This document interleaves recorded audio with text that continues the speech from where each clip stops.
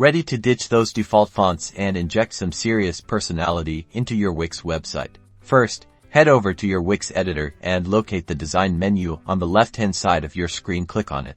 From the design options, select Customize Design to access your website's theme settings. Now, in the Customize Design options, select Text, which is where we will adjust your fonts. You'll see options for your headings, paragraphs, and more. Choose the text style you want to customize, like Heading 1 for instance, and click the Font drop-down.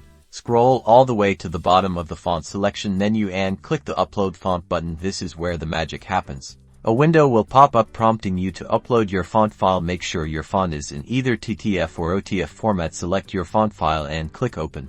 Wix will upload your font. Once it's done, your custom font will appear in your font list. Select it to apply it to your chosen text style.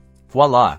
Your website text will now automatically update to showcase your unique font choice. Repeat these steps for any other text elements you'd like to customize. This is how you ensure your font choices are consistent across your entire site, boosting your brand's overall aesthetic. That's all there is to it.